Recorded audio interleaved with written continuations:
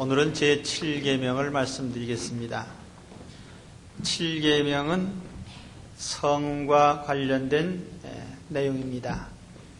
성에 관한 주제, 우리 인간 사회에서 아주 중요한 주제입니다. 프로이트는 성에 대한 의식이 인간의 모든 행동을 좌우한다고 생각을 했습니다. 과연 우리는 이 성을 어떻게 다루어야 될까요? 세상 사람들처럼 생물학적으로 다뤄야 됩니까? 아니면 그 이상의 어떤 의미가 있을까요? 먼저 성에 대한 몇 가지 전제를 말씀드리겠습니다. 첫째로 성경이 말씀하는 성은 그 자체로서 나쁜 것이 아니라 선한 것이라는 점입니다. 성은 생물학적인 관점에서 보든지 또는 정신적인 관점에서 보든지 그 자체로서 선도 아니고 악도 아니고 그것은 도덕적으로는 그저 중성일 뿐입니다. 하나님은 인간을 남자와 여자로 만드셨습니다. 모든 식물이나 동물이나 다 암수로 창조하셨어요. 그래서 이 성에 의해서 자손을 생산하도록 한 것이 하나님의 섭리입니다. 또 이 성에 대한 욕구도 마찬가지입니다. 성욕이라는 것 자체가 악한 것은 아닙니다. 과거에 교회사에서 보면 한때는 이 성은 마귀가 갖다주는 악한 것이라 해서 이 성욕을 감퇴시키는 식품을 의사들이 만들어내고 또 그것을 권장했던 시기가 있습니다. 그러나 이 성에 대한 욕구 자체는 자연스러운 것입니다. 만일 이것이 없다면 사람들은 남녀가 서로 좋아하지 않을 것이고 결혼도 하지 않을 것이고 자녀 생산도 없을 것이고 가정체계도 없을 것입니다. 그러므로 우리가 성을 그 자체로서 악하게 취급하는 것은 잘못입니다. 둘째로 성은 용도가 매우 분명하다는 사실입니다. 성은 막연하지 않습니다.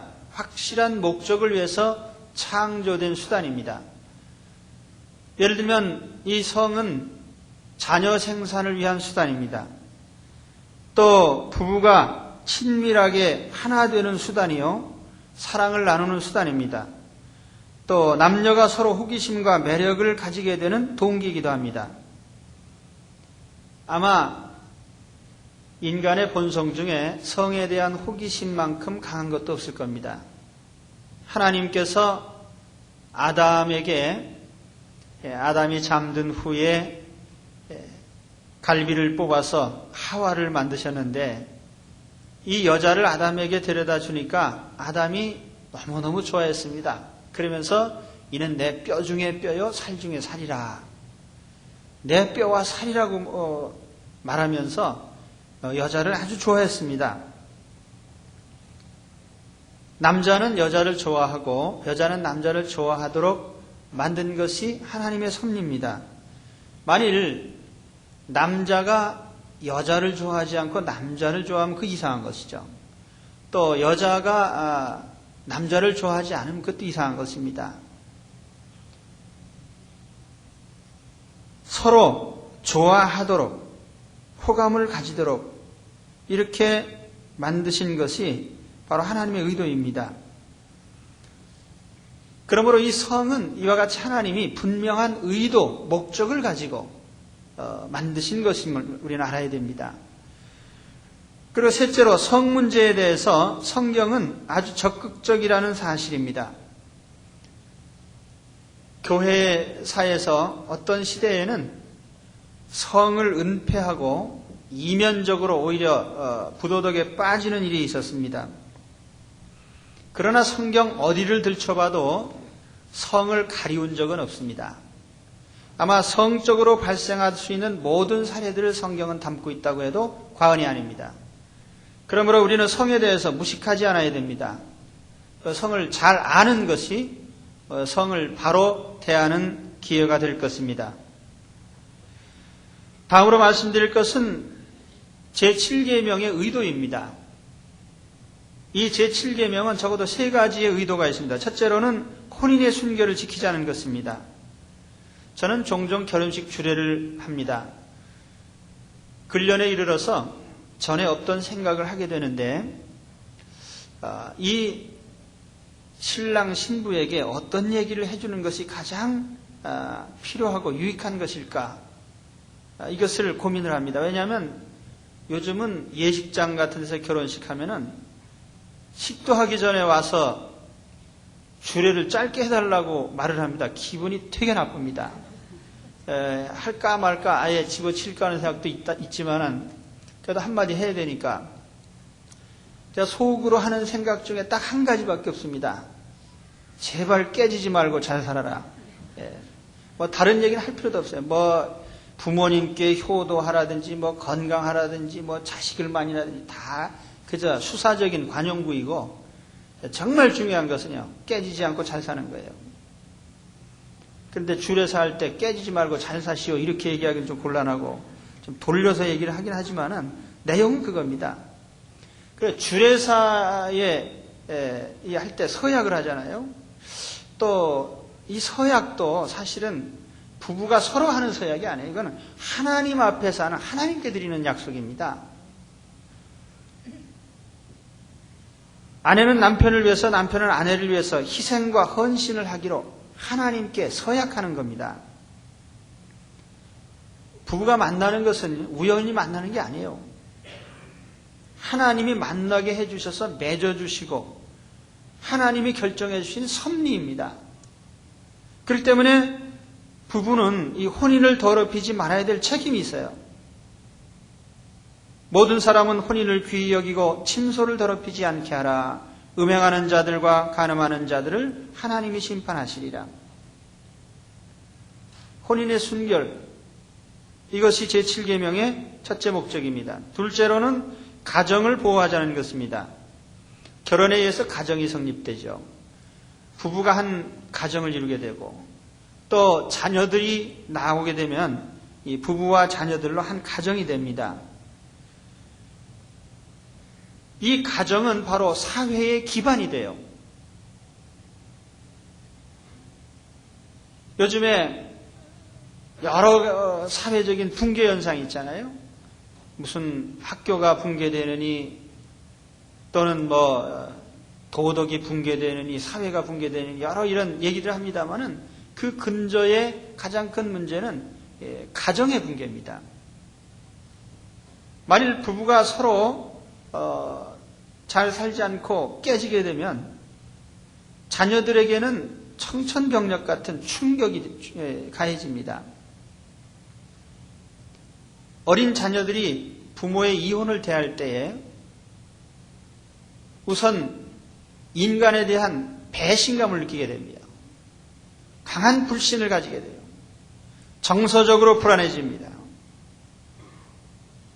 그리고 여러분 어린 아이들 앞에서 치고받고 싸우지 마십시오.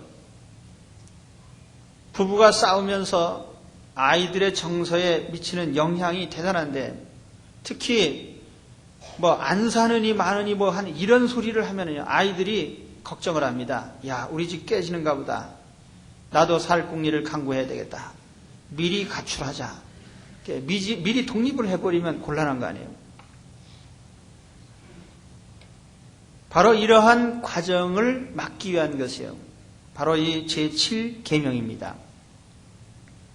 또 셋째로 성의 오용을 막자는 의도가 있습니다. 성에는 분명한 목적이 있다고 그랬죠. 그렇기 때문에 이러한 목적에 어긋나게 성을 사용하면 여러 가지 부작용이 나타나고 불행한 일이 벌어집니다. 노아 시대 사람들이 심판받은 이유도 성의 타락입니다.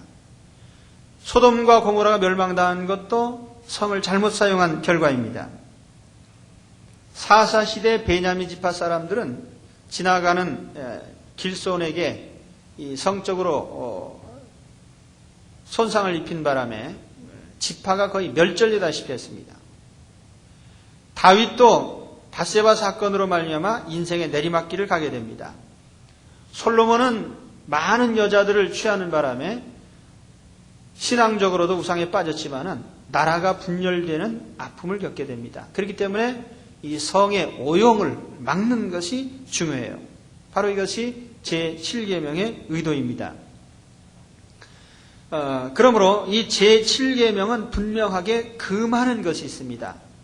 성경은 성에 대해서 이것은 절대로 하지 말라고 하는, 관계를 맺으면 안 된다고 하는 이것을 명시하고 있습니다. 여러분이 성경을 읽어보시면은 이 성에 대해서 성경은 다른 어떤 것보다도 명백하게 하지 말아야 될 것을 정하고 있습니다. 우리가 모세의 율법에도 보면은 적어도 3가지의 하지 말아야 될, 맺지 말아야 될 성관계가 있습니다. 첫째로는 근친상간입니다. 레위기 18장에 보시면 아주 상세하게 열거를 하고 있습니다. 너희는 고륙지친을 가까이 하여 그 하체를 범치 말라. 나는 여호와니라. 여기에 구체적으로 보면은 계부모를 포함한 부모와 이복 형제나 자매를 포함한 형제 자매, 삼촌 이내의 친족과 외족의 혈족들 또는 형수나 제수, 자부와의 관계가 금지되어 있습니다. 또 모녀를 동시에 취하는 행위, 자매를 동시에 취하는 행위도 금지되어 있습니다. 그런데 성경에 참 특이한 것은 이 금지된 사항을 다 범하고 있다는 거예요. 괜히 하나님이 하지 말라고 한 것이 아니라 당대 사회가 이러한 것을 다 위반하고 있어요. 야곱은 라헬과 레아 자매를 동시에 아내로 맞아들였습니다. 야곱의 장남인 르우벤은 서모 빌하와 성관계를 맺었어요. 야곱의 넷째 아들인 유다는 자기 며느리 다말과 관계를 맺습니다.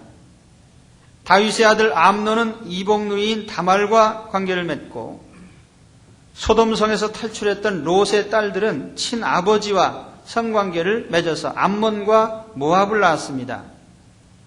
예수님 당시에 헤롯 안티바스는 동생의 아내를 가로챘고, 과거 이집트의 왕족들은 남매가 결혼하는 풍속이 있었습니다. 그래서 성경이 금하는 것은 괜히 금한 것이 아니라 이런 것이 인간 사회에서 여러 군데서 발생하기 때문에 하나님이 명백히 금한 것입니다. 또 둘째로 금한 것은 혼인 이외의 성관계입니다. 정당한 결혼 이외의 성관계는 두 종류가 있는데 간음과 간통입니다.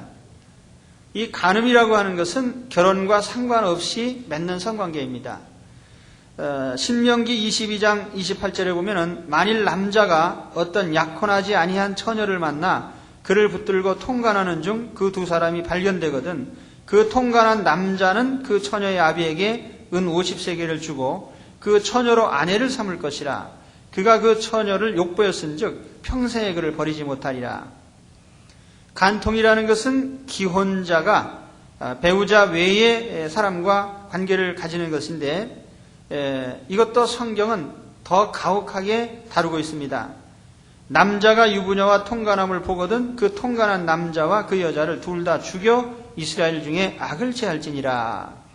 레위기 18장 20절에 보면 너는 타인의 아내와 통간하여 그로 자기를 더럽히지 말지니라. 요즘 영화나 드라마를 보면은 이 혼외의 관계가 없으면 작품이 안 됩니다. 그 영화를 보면은 너무나 흔하기 때문에 그런 것에 대해서 거의 거부감을 갖지 않습니다. 그래서 오히려 007 시리즈처럼 본드걸이라고 하는 아주 이름이 아예 딱 나타나요. 딱 등장을 해야 그 영화가 되는 거예요. 또 세상 법적으로도 이런 문제를 크게 취급하지 않습니다. 1994년도에 우리나라에 어떤 이상한 남자가 나타나서 100명 이상의 여자를 농락을 했는데 법적으로 처벌을 받지 않았어요. 왜 그러냐 하면은 이 남자가 미혼입니다. 그리고 관계를 맺은 대부분의 사람들이 다 미혼자들이거나 아니면 독신자들이에요. 그러니까 누가 고발하지도 않고 누가 처벌하고 문제 삼을 사람이 없으니까 처벌을 안 하는 겁니다. 다 큰 사람들이 뭐 알아서 하는 일 가지고 뭘 그러냐. 이것이 세상적인 관점이에요. 물론 간통죄는 약간 차이가 있습니다. 간통죄를 범한 자의 배우자나 이의를 제기하면은 물론 그것이 민사상의 혹은 형사상의 책임을 질 일도 있습니다. 아무튼 성경은 어떤 간음죄든지 이런 간통죄를 금지하고 있기 때문에 우리는 이러한 것을 하지 말아야 됩니다. 그럼 이미 한 사람은 어떻게 되냐? 뭐 할 수 없죠. 앞으로는 하시면 안 돼요. 왜냐하면 모를 때에는 우리가 그랬다 할지라도요. 알고 난 이상은 하나님이 금한 것이니까 안 해야 되겠죠. 그 다음에 셋째로 성의 오용이나 남용입니다. 이것도 아주 심각한 문제예요. 어떤 면에서 보면은 이 첫째, 둘째보다도 이 셋째가 사실은 더 심각합니다. 성경에는 성에 대한 오용의 대표적인 사례가 세 가지가 나오는데 첫째는 동성애입니다. 여러분이 성경을 읽다 보면 남색이라는 말이 많이 나와요. 남색. 저는 처음에 성경 읽으면서 이 남색이 뭔가 그런 말을 잘 안 쓰잖아요. 산의 남자에다가 그 색이라고 할 때 색깔인데 남색이 뭔가 그랬더니 그것이 남성끼리의 동성애를 말하는 거예요. 너는 여자와 교합함 같이 남자와 교합하지 말라. 이는 가증한 일이니라. 레위기 18장 22절 계명에 명시하고 있습니다. 유다의 르호보암이나 아사왕 시대에 보면 남색하는 자들이 많아서 왕이 그들을 쫓아냈다는 기록이 있습니다. 또 소돔성 사람들은 천사들이 남자의 모습을 하고 나타났을 때에 그들과 관계를 맺겠다고 협박을 했는데 바로 이것이 대표적인 소돔성의 남색이죠. 그래서 이 소돔이라는 단어가 남색이라는 단어로 사용됩니다. 소돔이 소돔을 의미하는 말이죠. 소돔 사람들. 또 소돔에서 살았던 롯의 두 딸이 친아버지와 관계를 맺으면서도 부끄러워하지 않았는데 그것은 바로 소돔성의 성윤리가 그 정도란 얘기입니다. 로마 사회는 이 동성애가 아주 만연된 사회였어요. 그래서 황제들 가운데 동성애자들이 많았다고 합니다. 사도 바울은 로마 교회에 보낸 편지에서 이런 말씀을 했어요. 로마서 1장 26절에 보면은 곧 저희 여인들도 순리대로 쓸 것을 바꾸어 영리로 쓰며 이와 같이 남자들도 순리대로 여인 쓰기를 버리고 서로 향하여 음욕이 부릴 듯하며 남자가 남자로 더불어 부끄러운 일을 행하여 저희의 그릇 때문에 상당한 보응을 그 자신에게 받았느니라. 바울이 로마 교회에만 이 말을 하지 않고 고린도서에도 이 얘기를 했고 디모데서에도 이 얘기를 했습니다. 그걸 보면은 당시에 로마나 고린도나 또는 소아시아에 있던 에베소나 이런 지역에서도 동성애가 있었던 것을 보여주고 있습니다. 요즘은 사실 이러한 것이 더 심각해지고 있어요. 최근에 미국의 샌프란시스코 시에서 동성애자들의 혼인 신고를 받아주기로 하는 바람에 캘리포니아 주가 견제에 나섰습니다. 그리고 미국의 전 주들이 다 들고 일어났어요. 이걸 어떻게 할 것이냐. 그래서 세계적인 추세는 이것을 점점 허용하자는 쪽으로 가고 있습니다. 그래서 유럽의 몇 개 나라들은 또 이 동성애를 공식적으로 인정하고 있고 또 우리나라는 어떠냐면 우리나라는 이 얘기를 아주 요즘 많이 떠들고 있으면서 마치 동성애를 지지하면은 진보적인 사람으로 그렇게 생각을 합니다. 우리 두 번만 진보하면 전부 개가 될 것입니다. 그래서 우리가 이 문제가 사회적으로 상당히 이제는 세상적인 흐름이 되고 있다고 하는 것, 이걸 우리는 깨달아야 됩니다. 그러니까 하나님께서 세상에 뭐라고 하든지 하나님은 이것을 명백히 성의 오용이기 때문에 금지하고 있습니다. 그 다음에 성에 대한 오용의 두 번째는 이 매춘입니다. 이 매춘은 아주 유서 깊은 죄악인데 이것이 노아 시대 사람들이 바로 이것 때문에 망했어요. 또 소돔성 사람들도 이런 것 때문에 망했고 솔로몬 시대에는 공식적인 어떤 매춘굴이 있었던 것 같습니다. 그래서 여러분이 잠언 7장에 보시면은 솔로몬이 이런 얘기를 합니다. 내가 내 집 들창으로 살창으로 내어다 보다가 어리석은 자 중에 소년 중에 한 지혜 없는 자를 보았노라. 그가 거리를 지나 음녀의 골목 모퉁이로 가까이 하여 그 집으로 들어가는데 저물 때 황혼 때 깊은 밤 흑암 중에라. 그때 기생의 옷을 입은 간교한 계집이 그를 맞으니 이 계집은 떠들며 완패하며 그 발이 집에 머물지 아니하며 어떤 때는 거리 어떤 때는 광장 모퉁이에 서서 사람을 기다리는 자라. 여러 가지 고운 말로 혹하게 하며 입술에 호리는 말로 꿰물어 소년이 곧 그를 따랐으니 소가 푸주러 가는 것 같고 미련한 자가 벌을 받으려고 쇠사슬에 매이러 가는 것과 일반이라. 필경은 살이 그 간을 꿰뚫기까지 이를 것이라. 아마 솔로몬의 체험담인 것 같습니다. 요즘 매춘의 특징은 자발적이라는 점이에요. 힘든 일 하기 싫으면 몸을 팝니다. 살 사람 많으니까 다 상품화하는 거죠. 성의 오용에 대한 세 번째는 수간입니다. 이 수간은 레위기 말씀에도 또 출애굽기 19장에도 신명기 17장에도 명시하고 있습니다. 너는 짐승과 교합하여 자기를 더럽히지 말며 여자가 된 자는 짐승 앞에 서서 그것과 교접하지 말라. 이는 문란한 일이니라. 짐승과 행음하는 자는 반드시 죽일지니라. 모세 시대는 지금으로부터 몇천 년 전입니다. 현대사회도 마찬가지예요. 하나님이 이것을 명백히 금지하고 있습니다. 오늘 이와 같이 하나님이 우리에게 성에 대해서 분명한 가이드라인을 정하고 계시다는 걸 알아야 됩니다. 이런 관계는 해서는 안 된다는 것, 근친상간에 관한 것, 또 결혼 이외에 맺어지는 관계들, 또 성을 오용하는 이런 사례들을 명백하게 금지하고 있습니다.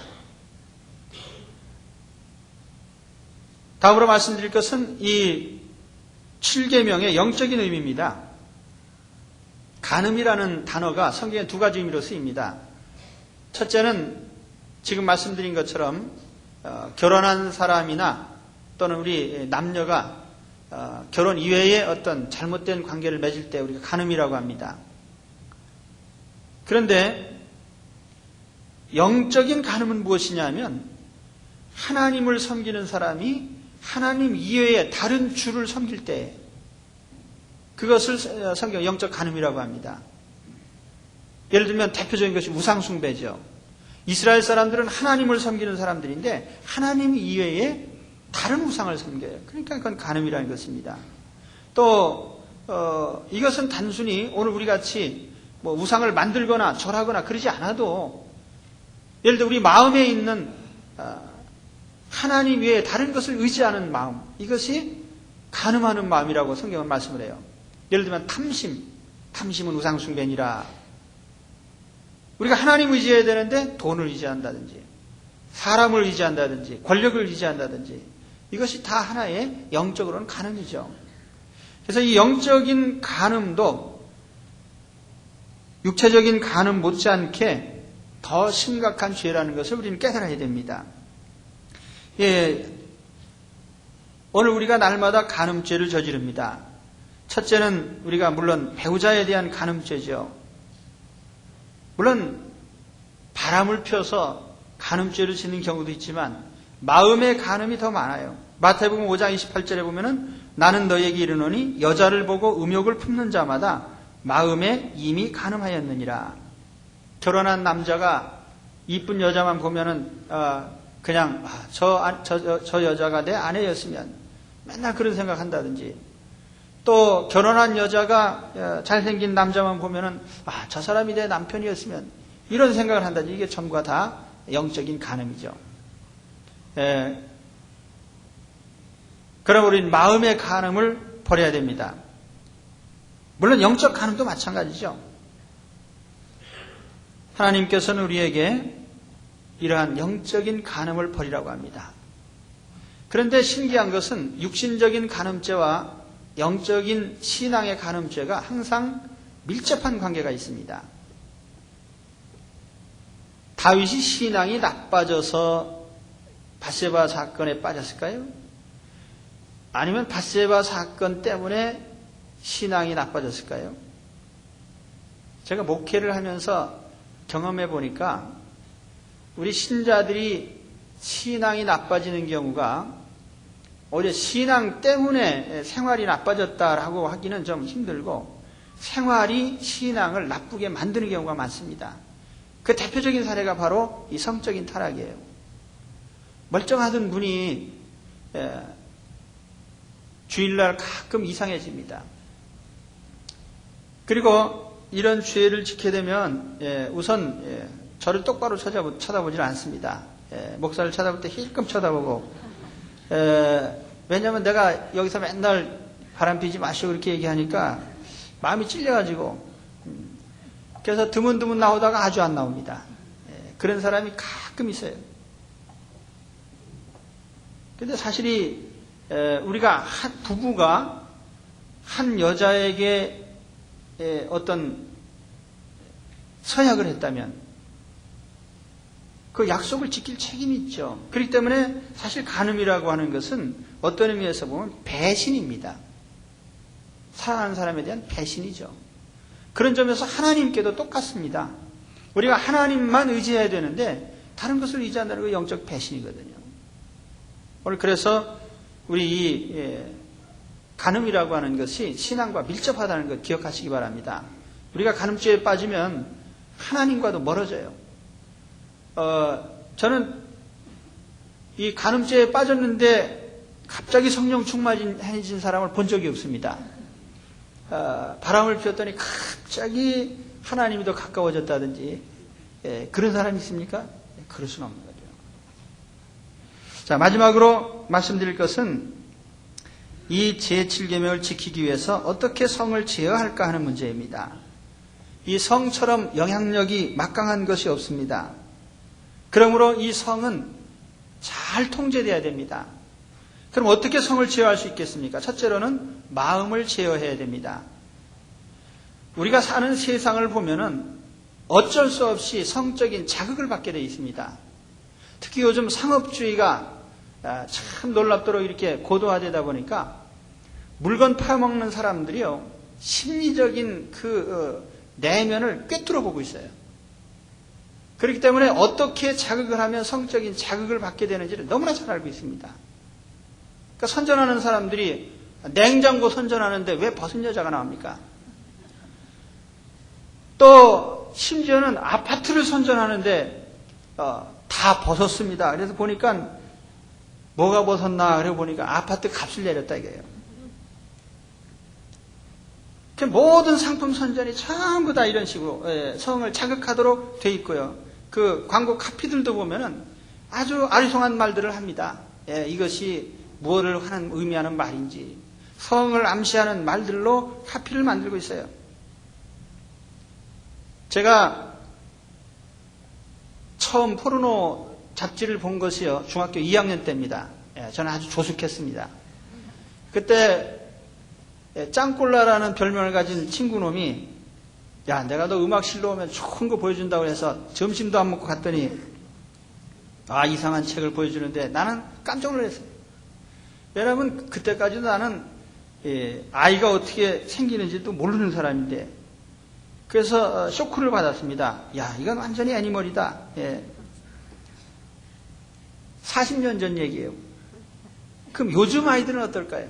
요즘 아이들은 여러분 어린 자녀들이 초등학교 다니니까 유년부 아이들이니까 이런 성의 포르노물에 잘 모를 것이다. 순진한 생각하지 마십시오. 인터넷만 만질 줄 알면요, 저절로 다 보여져요. 그럼 어떻게 해야 되겠습니까? 안 보려고 해도 자꾸 보여지는데. 요즘에는 이 PC뿐만 아니라 휴대전화를 통해서도 이런 영상들을 보내줍니다. 그러니까 여자 배우들이 하여튼, 눈치 살살 봐가면서 자꾸 벗으려고 해요. 한번 벗으면 몇 억씩 버니까요. 이런 세상에서 우리가 어떻게 우리 자신을 제어할 수 있겠습니까? 첫째가 바로 마음의 제어입니다. 사도 바울은 이런 얘기했습니다. 음행과 온갖 더러운 것과 탐욕은 너희 중에서 그 이름이라도 부르지 말라. 이는 성도의 마땅한 바니라. 누추함과 어리석은 말이나 희롱의 말이 마땅치 아니하니 돌이켜 감사하는 말을 하라.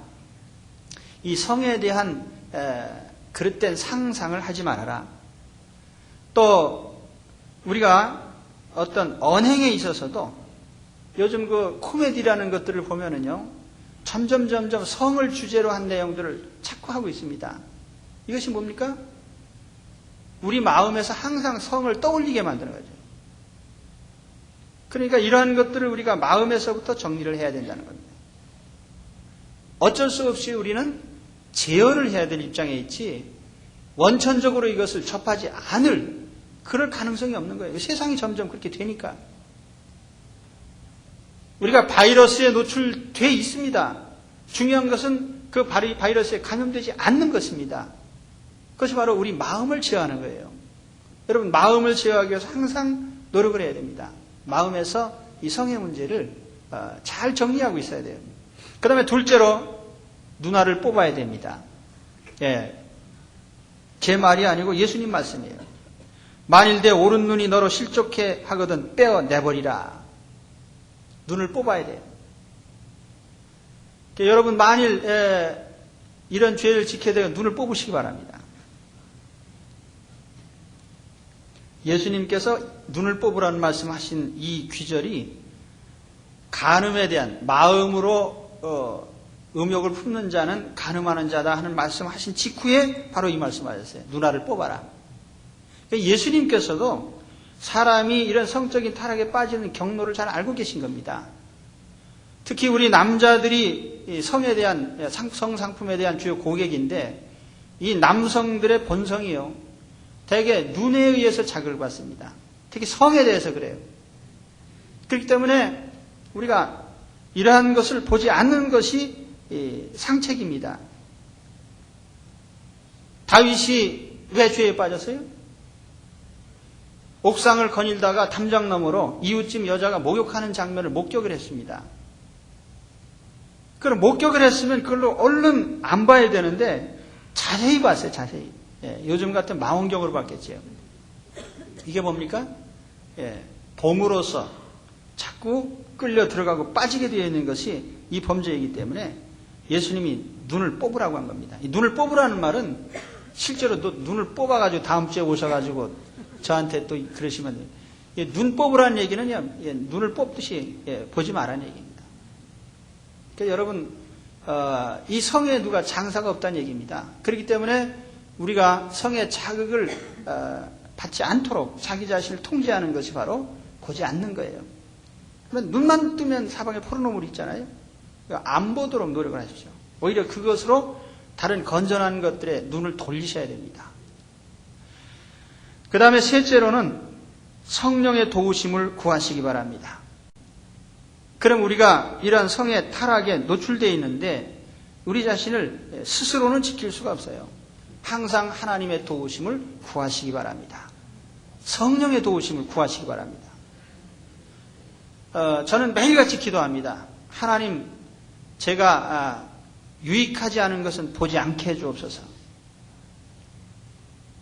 여러분, 만일 마음에서 이런 유혹의 마음이 생기거든 하나님께 기도를 하십시오. 하나님, 나를 도와주십시오. 기도를 했는데도 불구하고 계속 이상하면 그거는 이상한 거죠. 기도를 하면 반드시 하나님이 도와주시도록 되어 있습니다. 그렇기 때문에 항상 하나님의 도우심을 요청하셔야 됩니다. 예수님 말씀에 보면은 우리에게 있어서 성의 문제를 다룰 수 있는 가장 근본적인 원동력은 하나님께 있습니다. 그 예수님 말씀에 보면은 예수께서 가라사대 사람마다 이 말을 받지 못하고 오직 타고난 자라야 할지니라. 어미의 태로부터 된 고자도 있고 사람이 만든 고자도 있고 천국을 위하여 스스로 된 고자도 있도다. 이 말을 받을 만한 자는 받을지어다 이랬는데, 이 말이 뭐냐면은 우리 성에 대해서 하나님이 통제를 해주신다는 얘기입니다. 그럼 우리 하나님께 타고났다는 말, 하나님이 우리를 통제해 주실 때 우리가 가능하다는 얘기고, 사도 바울도 그런 얘기를 했습니다. 나처럼 독신으로 지낼 수 있는 능력이 있는 사람은 지내라. 그렇지만 그 억지로 되는 게 아니고 하나님이 독신으로 지낼 수 있는 능력을 주신 사람에게는 그렇게 하는 것이 좋겠다. 그러나 그렇지 않고 항상 성욕이 차고 넘치는 사람은 결혼해라. 그러면 차라리 나을 것이다. 하나님께서 우리의 모든 생활을 도와주십니다. 특히 성에 대해서 우리가 무리하지 않도록, 잘못된 길로 가지 않도록 우리를 통제해 주시기 때문에 이 성령께 도움을 항상 구하시기를 바랍니다. 그러면 분명히 우리가 바른 성에 대한 제어를 할 수가 있습니다. 자, 이제는 결론입니다. 제7계명, 이것은 성에 관련된 계명이지만 여기에는 가정도 관련이 있고 자녀들도 관련이 있고 부부 생활에도 관련이 있고 또 이것이 사회의 질서에도 관련이 있습니다. 그래서 이 제7계명을 잘 지키시면 내 가정이 지켜지고 이웃의 가정이 지켜집니다. 또 이 제7계명을 지킬 때에 자녀들이 안정된 생활을 할 수가 있고, 이 7계명을 지킴으로 말미암아 부부 관계가 원만해지고 사회생활이 바르게 됩니다. 그렇기 때문에 이 7계명을 굉장히 중요하게 생각하시고 잘 실천에 옮기시기를